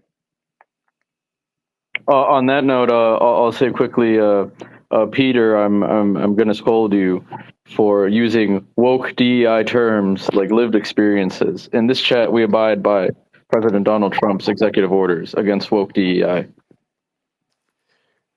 Oh, I'm sorry. Let me code switch. So, Ian, thank you for your marvelous vision into the future of from the perspective of manufacturing. Sorry, I had to do a Trump impression. But anyway, yeah. So, Alex, great a joinder there. It looks like we had another audience member request to speak. His name's Misha, if I pronounced that correctly. Hey, what's your question? Hey there, Misha. I'm from San Francisco. Guess you could call me DSA aligned, but pragmatic. My question was just super quick. Do they touch on China at all? I think it kind of begs the question if they're anti-union, or at least union agnostic, labor agnostic, why we wouldn't simply purchase our abundance from China.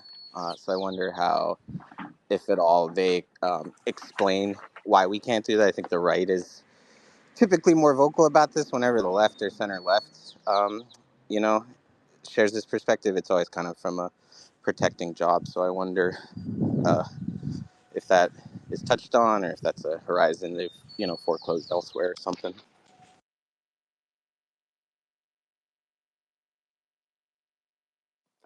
Alex, do you want to take that, or Juan, or do you, Yeah, everyone's? these are people who believe in great power conflict, roughly as it's been conceptualized by the Biden administration. Um, I think that they don't really heavily speak about geopolitics and heavily speak about the U.S. and the world. One of the other, and Malcolm Harris pointed this out in his review in the Baffler, is that these people don't actually really talk at all about, where are the materials for abundance coming from, like what are the supply chains that are, that are going into these, into American EVs, into the Ozempic rockets that they envision in the first chapter.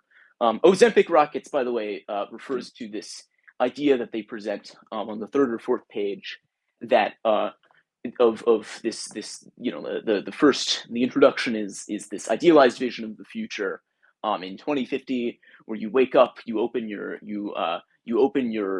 fridge, you have cellular meat and vertical farmed fruit. You look at the sky. There's a rocket carrying new drugs, that they call star pills, down from low Earth orbit. And one of the pills is in fact Ozempic. So that's what I'm referring to when I say Ozempic rockets. But in any case, they don't talk about the supply chains. They don't talk about where this stuff is coming from, and I think it's because they broadly share the basic, geopolitical vision of the Biden administration, that that China is an enemy, China is unreliable, China is going to invade Taiwan in the next few years. We can't depend upon them. So they never really enumerate the role of China geopolitically and the reason that we can't import abundance in. They do talk about China beating us to the abundance, on doing abundance. Like they do look to China in many cases as an example of a country that has successfully pulled off abundance in terms of having more effective innovation systems, in terms of being able to build these hugely ambitious projects in very short time frames. But that language of beating us, and I guess I also say this as a DSA guy myself, who's very skeptical of a lot of narratives around China, reveals this kind of weird idea around U.S.-China competition that they never really fully enumerate. Why are we supposed to be like? Do we conceive of abundance as a competition?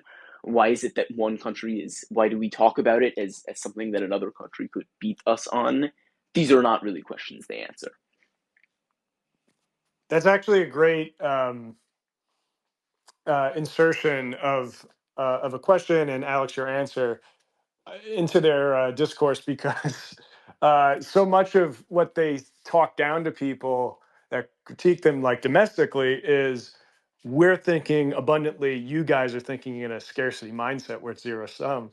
But on the international level, they are in a sense reverting to the scarcity zero sum mindset when they talk about, like, well, why does China have to be sort of competed against and sort of cut off, and America has to, sort of do redundancy economic activity when China is sort of the one leading it.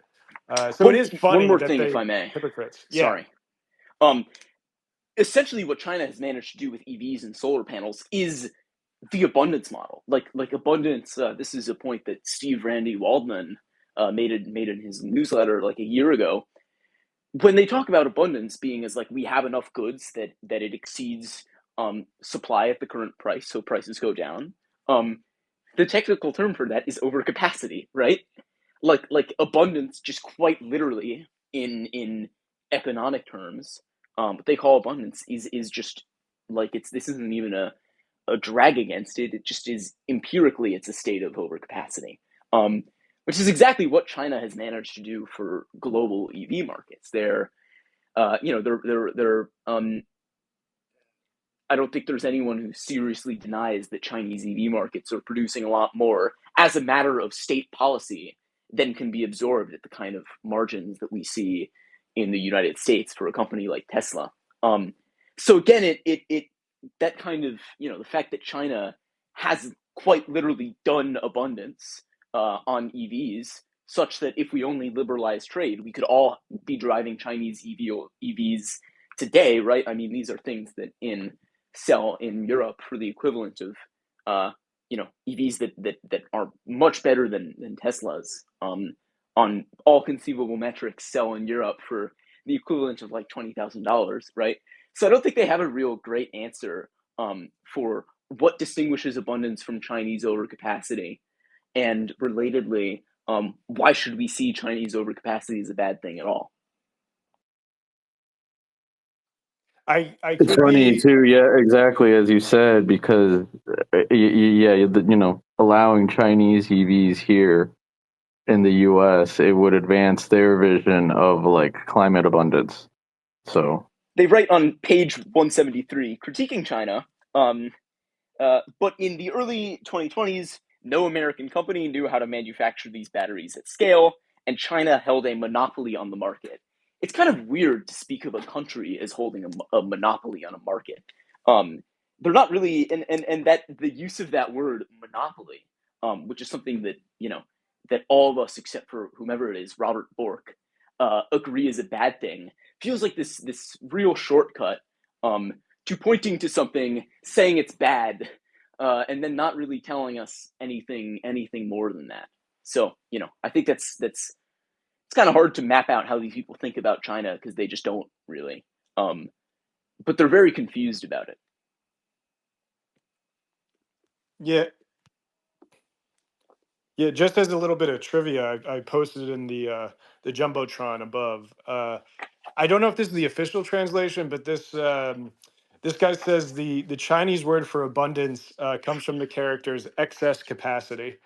Uh, so so Alex, it very much complements what you just said. Yeah, that's I just awesome. reposted that. Wow, I'm working on a sort of, I'm in the early stages of pitching a like quadruple review of Abundance alongside three other recent Abundocrat books, and that fact will definitely make an appearance if that review makes it to fruition. Yeah, definitely double check if like the official translation for the book actually uses the Chinese excess I like the capacity idea titles. of a book titled Excess Capacity. That'd be great if that was the English language title. Funny. Guys, I'm gonna have to go. Maybe we'll want to end here unless you guys want to keep going, but I will duck out. Yeah, I think we've covered 2 hours. I think we tackled all the main points and criticisms we may or may not have had.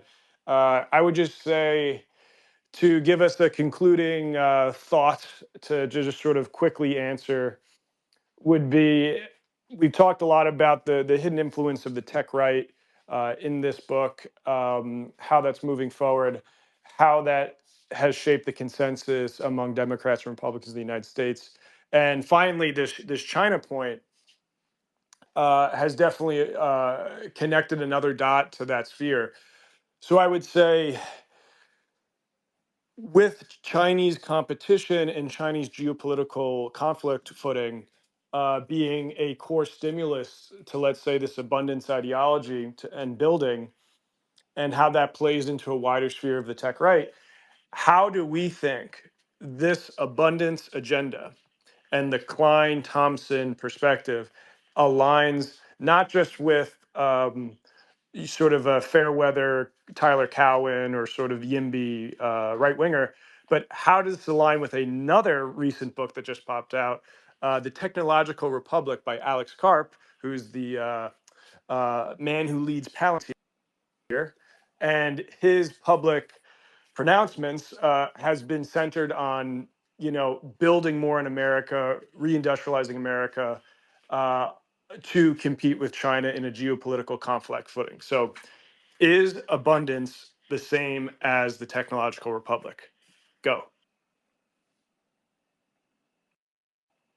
Well, the Technological Republic, to my understanding, is whereas the Abundance people, the Abundists are kind of coy about their, or maybe not coy, but I think somewhat never fully address head on the fact that all the analogies that they make, especially around innovation systems, are to are to times of war. The Technological Republic is this kind of Spartan society that makes war its aim. Um, and in a lot of ways, I think the Technological Republic, at least from my understanding of it, having read a couple reviews, uh, my understanding of it is that it's almost a more realistic book than Abundance, because Alex Karp, I was about to call him Matt Karp, who's a very different person. Alex Very Karp different, yeah. acknowledges sort of straightforwardly, speaks of the coalition that's going to usher this to power, which is to say, an American state and an American elite that are self-conscious about China, its threat to the United States, and the sources of that threat. Whereas Ezra Klein and Derek Thompson imagine this coming from this far more nebulous liberal movement, nebulous like reawakened democratic presidency somewhere down the line, with using state capacity that the Doge people have also like are tearing down at the moment. Like, will we have the ability? Will we have a capable state in 2028? That's a huge open question that obviously, given the lead time for this book, they don't address. But nor have they addressed necessarily in their press tour either, which is what makes this kind of a painful read. But to go back to your original point, I think that the Technological Republic is fundamentally a book that, in many ways, is very disturbing. But at least on this one question, is a lot more self-conscious about what it takes to do an agenda like this, and who's going to be backing that agenda. And it's a picture that I don't think that many, that I certainly find very scary. Juan, is Abundance Agenda the technological republic? It sure seems like it, but I don't have much to contribute on this front because I have not read that book either. Well, yeah, just sort of there's a general vibe, which maybe that's anti-intellectual to go off the vibe of Alex Karp and sort of various clips that have appeared of him talking about the agenda. But if I were to make my statement on that question, it would be: it seems as if the abundance agenda is not just an opiate for the masses, but it's an opiate for the latte liberals to prepare them to go along with what is actually at the center of this paradigm shift of the American state, which is Alex Karp saying the quiet part out loud now, and yeah, everyone's got to get on board with that. So that's how I would maybe look at it, especially given all of the sort of tech right networking that has led to the book being created. So yeah, so there we go. I think that's a place to conclude. It's also maybe a preview of another book we could review in a future spaces if everyone's on board. We can chat about that. But thanks for What do you mean? hanging. They're the same book. Well, there we go. You took the words out of my mouth. Perfect. So thanks, guys, for jumping on. Thanks for Ian and Misha for asking cool questions. And yeah, think abundantly. All right, have a good one, guys. Keep the abundance mindset with you. Bye, everyone. May abundance be with you and also with you.